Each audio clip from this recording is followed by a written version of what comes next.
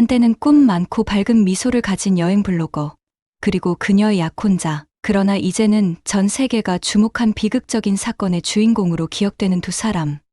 가비 퍼티토와 브라이언 론드리는 미국 전역을 여행하며 행복한 순간을 공유하던 커플이었습니다.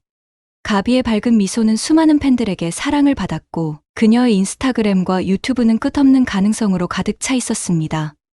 하지만 이 행복한 모습 뒤에는 숨겨진 갈등과 어둠이 도사리고 있었습니다.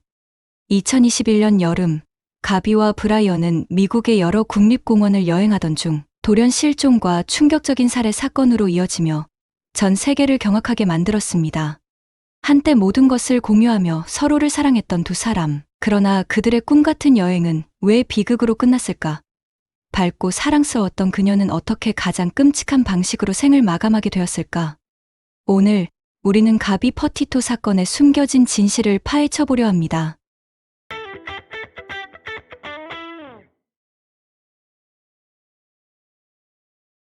가비 퍼티토는 1999년 3월 19일 뉴욕 롱아일랜드에서 태어났습니다. 그녀는 어린 시절부터 활발하고 사랑스러운 아이로 예술과 모험을 즐기는 성격이었습니다. 다양한 스포츠에 도전하며 자연과 야외 활동을 좋아했고, 특히 새로운 곳을 탐험하는데 열정적이었습니다. 자신감 넘치는 태도와 이웃집 소녀 같은 미소는 많은 사람들에게 깊은 인상을 남기며 자연스럽게 사랑받는 존재가 되었습니다. 어린 시절, 가비의 부모인 조와 니콜은 성격 차이로 인해 이혼했고, 이후 가비는 어머니와 새아버지 짐과 함께 살게 되었습니다. 짐은 가비를 친자식처럼 아끼고 사랑하며 화목한 가정을 이루었습니다. 가비는 뉴욕의 베이포트 블루 포인트 고등학교에 진학하면서 브라이언 론드리를 처음 알게 되었습니다. 당시 두 사람은 가까운 사이는 아니었고 공통의 친구들과 어울리는 정도였으며 고등학교 시절 내내 데이트를 하지는 않았습니다. 2017년 고등학교를 졸업한 가비는 노스캐롤라이나의 조용한 해변, 마을인 캐롤라이나 비치 타운으로 이사했습니다. 그곳에서 한 레스토랑에서 아르바이트를 하며 전국 여행을 위한 자금을 모으기 시작했습니다. 그리고 2년 뒤 2019년 3월 가비와 브라이언은 연애를 시작했습니다. 자연을 사랑하고 환경 보호에 관심이 많았던 브라이언의 모습에 가비는 점점 끌리게 되었습니다. 브라이언은 지속 가능한 생활을 추구하며 환경을 배려하는 태도를 보였고, 이는 가비에게 큰 매력으로 다가왔습니다. 그는 인스타그램을 통해 환경 보호와 관련된 게시물을 올리며 자신의 생각을 공유했고, 가비 역시 브라이언의 이런 가치관을 존중했습니다. 브라이언이 탈모로 고민하던 상황에도 가비는 전혀 개의치 않았고, 둘의 관계는 점점 깊어져 갔습니다. 2019년부터 2020년 중반까지 가비와 브라이언은 텍사스, 요세미티 국립공원, 피스모 비치 등 미국 전역을 여행하며 관계를 더욱 깊게 했습니다. 이 여행은 두 사람에게 잊지 못할 추억을 남겼고, 두 사람 모두 자연과 여행에 대한 열정을 공유했습니다. 2020년 7월, 가비는 브라이언의 프로포즈를 수락했고, 이 사실을 SNS에 공유하며 약혼 소식을 알렸습니다. 약혼 후 두 사람은 더 많은 여행을 계획하며 소형 화물차를 구입해 캠핑카로 개조하려고 했습니다. 팬데믹으로 인해 계획은 미뤄졌지만 두 사람은 여전히 다음 여행을 기대하며 준비를 이어갔습니다. 2021년 7월, 두 사람은 드디어 대규모 여행을 시작했습니다. 약 4개월 동안 여러 국립공원을 방문하고 할로윈 전에 여정을 마치는 것이 목표였습니다. 여행을 위해 가비는 자신의 돈으로 포드 화물차를 구입했고, 브라이언과 함께 이를 아늑한 캠핑카로 개조했습니다. 차량에는 필요한 생활용품과 설비를 완벽히 갖추어 여행 준비에 만전을 기했습니다. 가비는 여행 중 SNS를 통해 지속적으로 콘텐츠를 공유하며 자신의 꿈을 이루고자 했습니다. 이미 많은 팔로워를 확보한 그녀는 패션과 여행을 결합한 블로그를 운영하고 정기적으로 사진과 동영상을 업로드하며 팬들과 교류하기를 꿈꿨습니다. 그녀의 캠핑카는 단순한 이동 수단을 넘어 두 사람의 열정과 꿈을 상징하는 공간이었습니다. 브라이언은 여행을 좋아했지만 가비의 블로그와 SNS 운영 계획에는 회의적이었습니다. 그는 여행을 생계로 삼으려는 아이디어가 비현실적이라고 여겼고, 이로 인해 두 사람은 자주 다툼을 벌였습니다. 직업과 미래 계획에 대한 의견 차이는 두 사람의 관계를 점점 더 불안하게 만들었습니다. 여행에 앞서 가비는 어머니에게 두 사람이 약혼을 취소했지만 여전히 연인 관계를 유지하고 있다고 털어놓았습니다. 그녀는 이번 여행이 갈등을 해결하고 관계를 회복할 기회가 될 것이라고 믿었습니다. 7월 4일, 두 사람은 첫 번째 여행지인 캔자스주의 기념비 바위에 도착했습니다. 가비는 이곳에서 찍은 사진을 SNS에 올렸습니다. 이후 7월 8일, 두 번째 여행지인 콜로라도의 국립공원에 도착했으며 가비는 이곳에서 샌드보드를 타며 즐거운 시간을 보냈습니다. 7월 16일과 18일, 두 사람은 유타주의 자이언 국립공원에 머물렀고 캠핑 장소와 함께 찍은 사진들을 SNS에 올렸습니다.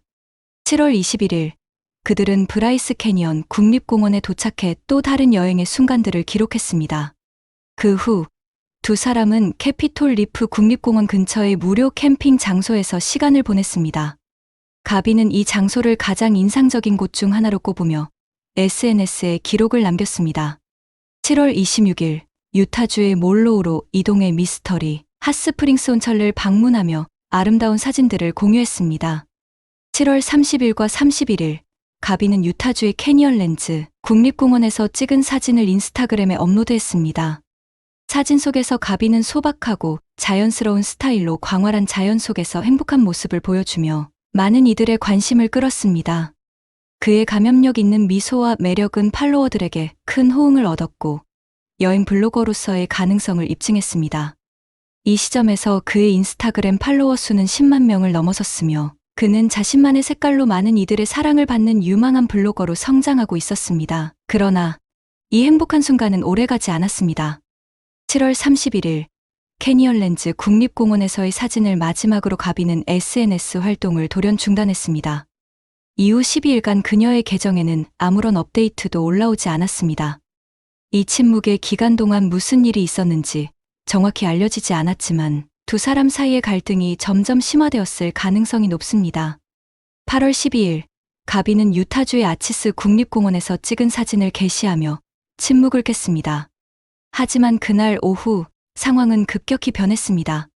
9일 신고센터에 한 통의 전화가 접수되었고 그들의 캠핑카가 경찰에 의해 도로 위에서 정차되었습니다. 경찰은 두 사람을 분리해 조사하기 시작했습니다. 조사 과정에서 가비는 감정적으로 불안정한 모습을 보이며 계속 눈물을 흘렸습니다. 그녀는 자신이 갈등을 일으켰다고 인정하며 강박장애로 인해 감정적으로 예민해졌고 이것이 문제를 더 키운 원인이라고 설명했습니다. 가비는 자신의 웹사이트를 만들고 여행 블로거로 성장하기 위해 노력하고 있었지만 브라이언이 이 계획을 반대하며 큰 스트레스를 받았다고 밝혔습니다. 한편 브라이언은 경찰 조사 내내 차분한 태도를 유지하며 미소를 잃지 않았습니다. 그는 두 사람이 다투었고 몸싸움이 있었다는 사실을 인정하며 자신이 다친 흔적을 보여주었습니다. 브라이언은 그것이 다툼 중 생긴 것이라 설명했지만 가비를 비난하거나 그녀에게 책임을 묻는 태도는 보이지 않았습니다. 그는 우리 사이에 심각한 문제는 없으며 곧 괜찮아질 것이라고 말하며 사건을 진정시키려는 모습을 보였습니다. 경찰은 가비가 자신이 갈등의 주된 원인이라고 인정한 점과 브라이언이 다친 상태를 종합적으로 고려하여 이번 사건에서 가비에게 더 큰 책임이 있다고 판단했습니다. 경찰은 가비에게 브라이언을 때린 이유와 그 의도를 물었습니다. 이에 대해 가비는 브라이언에게 해를 끼치려는 의도는 전혀 없었으며 단지 자신의 불안정한 감정에서 비롯된 행동이라고 설명했습니다. 그녀는 대화 내내 고통스러운 심정을 숨기지 못하며 눈물을 흘렸고 자신이 브라이언과의 갈등을 풀기 위해 노력하고 있다고 호소했습니다. 한편 브라이언은 경찰과의 대화에서 차분한 태도를 유지했지만 그의 표정에서 고통과 혼란이 엿보였습니다. 경찰들은 두 사람의 갈등이 단순한 다툼 이상의 문제로 이어질 가능성을 우려하며 두 사람의 감정을 진정시키기 위해 임시적으로 떨어져 지내는 방안을 제안했습니다.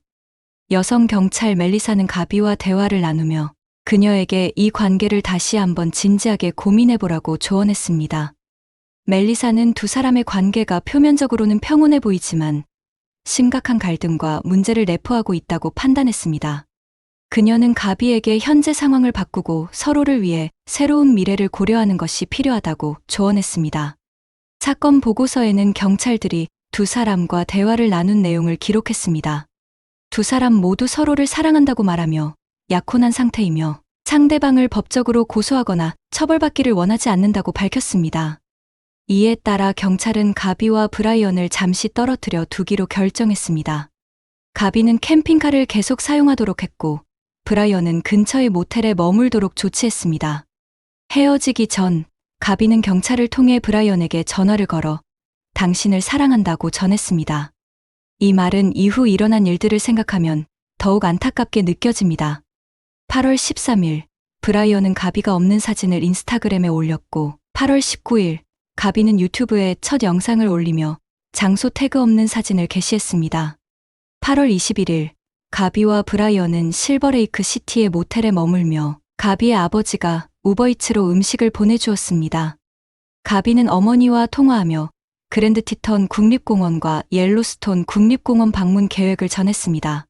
8월 25일 가비는 마지막으로 인스타그램에 호박을 든 사진을 올렸지만 장소 태그는 없었고 이는 그녀의 마지막 게시물이 되었습니다. 8월 27일 가비는 어머니에게 문자 메시지로 그랜드 티턴 국립공원에 도착했다고 알렸고 어머니는 딸의 상태에 이상을 느끼지 못했습니다. 8월 30일 신호가 없어 요세미티에 있어 라는 마지막 메시지를 보낸 뒤 연락이 두절되었습니다. 결국 9월 11일 가비의 가족은 그녀의 실종 신고를 하며 수사가 시작되었습니다. 경찰이 사건을 조사한 후 가비의 가족은 충격적인 소식을 접하게 되었습니다. 브라이언은 9월 1일 이미 가비의 캠핑카를 몰고 혼자 플로리다의 자신의 집으로 돌아왔으며 가비는 함께 있지 않았습니다. 이는 가비의 가족이 실종 신고를 하기 전 약 10일 동안 브라이언이 집에 머물고 있었다는 사실을 의미합니다. 가비의 가족이 여러 차례 브라이언에게 연락을 시도했지만 브라이언과 그의 가족은 전혀 응답하지 않았습니다. 이로 인해 상황이 심각하다는 추측이 제기되었습니다. 브라이언의 가족은 변호사를 선임하고 미국 헌법 제5조 수정헌법을 인용하며 어떠한 질문에도 답변을 거부했습니다. 사건은 여러 주에 걸쳐 발생했기 때문에 연방수사국이 즉시 수사에 착수했습니다. FBI는 브라이언의 가족과 접촉하여 가비에 대한 정보를 요청했으나 변호사의 지침에 따라 브라이언의 가족은 여전히 침묵을 유지했습니다. 가비의 부모는 변호사를 통해 공개적으로 브라이언의 가족에게 딸에 대한 정보를 제공해 줄 것을 요청했습니다. 가비의 부모는 편지에서 이렇게 호소했습니다. 우리의 삶은 산산조각 나고 있습니다. 당신들이 브라이언이 가비를 어디에 두고 왔는지 알고 있다고 믿습니다. 부모로서 제발 우리에게 알려주세요. 우리가 이 고통을 겪게 하다니 어떻게 그럴 수 있습니까? 이후 브라이언의 가족은 경찰, 언론, 그리고 전국에서 몰려든 분노한 대중들로 인해 집이 둘러싸이는 상황에 놓였습니다. 그러나 브라이언의 아버지 크리스는 여전히 일상생활을 이어가는 모습을 보였습니다. 그는 슈퍼마켓에 가고 잔디를 손질하는 등 평소와 다름없이 행동했지만 이 또한 오래가지 못했습니다. 9월 17일 크리스는 경찰에 자신의 아들 브라이언이 실종되었다고 신고했습니다. 크리스는 브라이언을 마지막으로 본 것이 9월 14일, 즉 실종 신고 3일 전이었다고 밝혔습니다. 브라이언의 실종 소식은 사건을 한층 더 혼란스럽게 만들며 가비 사건의 수사가 새로운 국면으로 접어들게 했습니다. 브라이언은 9월 14일 가족들에게 칼턴 자연보호구역으로 하이킹을 떠나겠다고 말했습니다. 이 보호구역은 브라이언의 집에서 멀지 않은 곳에 위치하고 있지만 면적이 약 97제곱킬로미터에 달하며 75% 이상이 물에 잠긴 습지로 이루어진 매우 험난한 지역입니다. 이곳에는 악어와 독사가 서식하고 있어 생존이 쉽지 않은 환경으로 알려져 있습니다. 브라이언은 경험 많은 하이커로 알려져 있었지만 뜨거운 날씨와 깨끗한 물 부족 등의 조건을 고려했을 때 이 지역에서 생존하는 것은 매우 어려운 일로 보였습니다. 브라이언의 실종 소식이 알려진 후 경찰과 여러 기관이 수색 작업에 참여했습니다. 탐지견, 헬리콥터, 드론 등 가능한 모든 수단을 동원했지만 브라이언에 대한 아무런 단서도 발견되지 않았습니다. 한편 가비 실종 사건에 대한 언론 보도가 이어지면서 새로운 목격담이 등장했습니다. 미란다라는 이름의 여성이 자신의 틱톡 계정을 통해 브라이언을 만났던 경험을 공유했습니다. 그녀는 8월 29일 그녀와 남자친구가 그랜드 티턴 국립공원 근처에서 히치하이킹을 하려는 브라이언을 태워준 적이 있다고 주장했습니다. 그녀는 브라이언이 자신들을 향해 다가와 잭슨으로 가는 길인지 물었고 자신도 잭슨으로 가는 중이었기에 브라이언을 차량에 태워주었다고 했습니다. 대화 중 브라이언은 몇 가지 이상한 점을 보였습니다. 그는 며칠간 캠핑을 했으며 약혼자인 가비는 캠핑카에 남아 SNS 계정을 관리하고 있다고 말했습니다.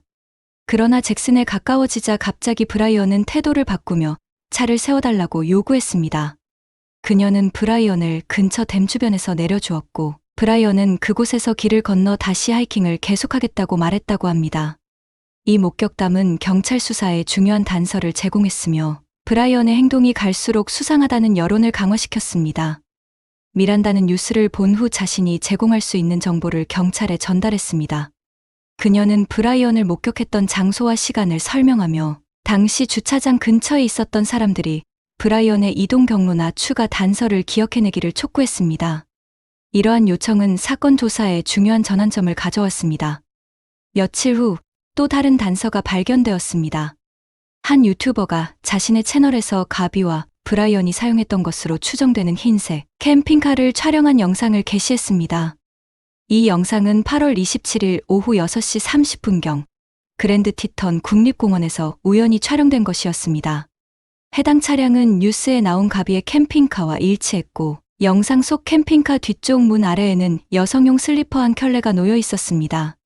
슬리퍼의 모양과 크기는 가비가 사용했던 것으로 보이는 물건과 유사했습니다.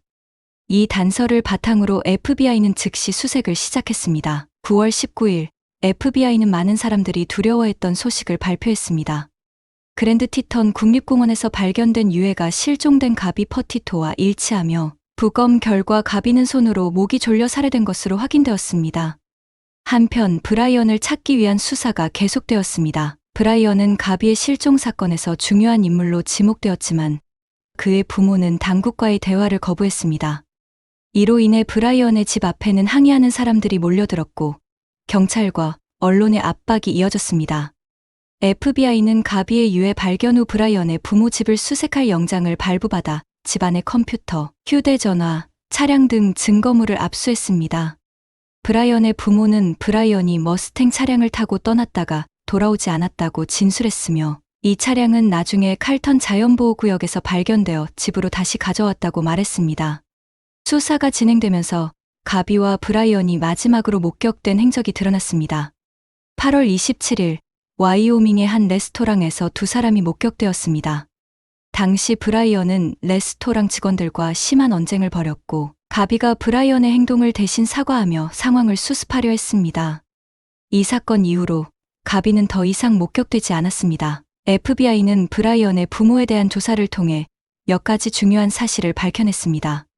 9월 14일 브라이언이 한 연상의 여성과 함께 매장에서 2개의 일회용 휴대전화를 구입한 기록이 발견되었습니다. 이날은 브라이언의 부모가 그를 마지막으로 보았다고 주장한 날과 일치합니다. 조사 결과 이 연상의 여성이 브라이언의 어머니 로버트 로드리일 가능성이 높다고 추정되었습니다. 또한 FBI는 9월 1일부터 3일과 9월 6일부터 8일 사이에 브라이언과 그의 부모가 플로리다 근처의 한 캠핑장으로 2번 여행을 떠났다는 사실을 확인했습니다. 이들이 변호사를 선임하고 사건에 대해 입을 닫은 점을 감안하면 브라이언의 부모는 가비 사건의 세부 내용을 잘 알고 있었을 가능성이 매우 높습니다. 10월 초 브라이언의 부모는 변호사를 통해 성명을 발표하며 브라이언을 마지막으로 본 날짜가 기존의 9월 14일이 아니라 9월 13일이라고 정정했습니다. 아들의 마지막 행적에 대한 날짜를 기억하지 못했다는 이 점은 매우 의심스러운 요소로 받아들여졌습니다. 10월 20일 브라이언의 부모는 칼턴 자연보호구역에서 그의 개인 소지품 일부를 발견했다고 보고했습니다. 발견된 물품은 배낭, 공책, 일부 유골 등이 포함되어 있었습니다. FBI와 경찰이 여러 차례 수색했음에도 찾지 못한 물건을 브라이언의 부모가 우연히 발견한 것은 매우 의아한 상황이었습니다. FBI는 즉시 현장에 도착해 유골을 수거했고 치아 대조를 통해 해당 유골이 브라이언의 것임을 확인했습니다. 또한 발견된 소지품에는 브라이언이 남긴 것으로 보이는 일기장과 권총도 포함되어 있었습니다. 부검 결과 브라이언은 스스로 목숨을 끊은 것으로 결론지어졌습니다. 브라이언의 일기장에는 사건에 대한 중요한 내용이 기록되어 있었습니다. 그는 가비가 국립공원에서 부상을 입어 심한 고통에 시달렸고 그녀를 도와주기 위해 스스로 목숨을 끊게 했다고 주장했습니다. 그는 가비를 살해한 후 자신 역시 삶의 의미를 잃었다고 적었으며 그녀와 함께했던 달콤한 추억을 그리워하고 매일 생각한다고 덧붙였습니다. 일기의 마지막 부분에는 브라이언이 자신도 그곳에서 죽기를 희망하며 동물들이 나를 먹어 치워 가족이 조금은 안도할 수 있기를 바란다고 썼습니다. 또한 가비가 자신의 물건이 아무렇게나 버려지는 것을 싫어했으니 모든 물건을 가져가달라는 부탁을 남겼습니다. 2022년 3월 11일 가비의 가족은 민사소송을 통해 브라이언의 부모를 고소했습니다. 가비의 가족은 브라이언이 8월 28일 가비를 살해한 바로 다음 날 자신의 부모에게 범행을 고백했다고 주장했습니다. 그러나 브라이언의 부모는 아들의 범죄를 숨기고 가비의 가족에게 아무런 정보를 제공하지 않았으며 경찰 조사에도 협조하지 않았습니다. 2022년 11월 3일 가비의 가족은 경찰 당국을 상대로 또 다른 소송을 제기했습니다. 이 소송에서는 경찰이 가비와 브라이언 사이의 갈등을 처리하는 과정에서 직무상의 실수와 과실이 있었다고 주장하며 5천만 달러에 달하는 손해배상을 청구했습니다. 당시 경찰이 두 사람의 갈등을 제대로 해결하지 못하고 적절한 조치를 취하지 않아 가비의 비극적인 결말로 이어졌다는 것이 그들의 주장입니다.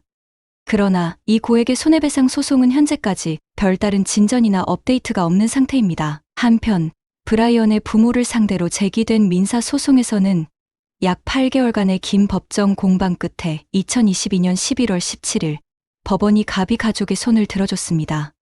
법원은 브라이언의 부모가 가비의 실종과 살해와 관련해 의도적으로 정보를 숨기고 사건 해결을 방해한 점을 인정하며 브라이언의 부모가 가비의 가족에게 300만 달러를 배상해야 한다고 판결했습니다.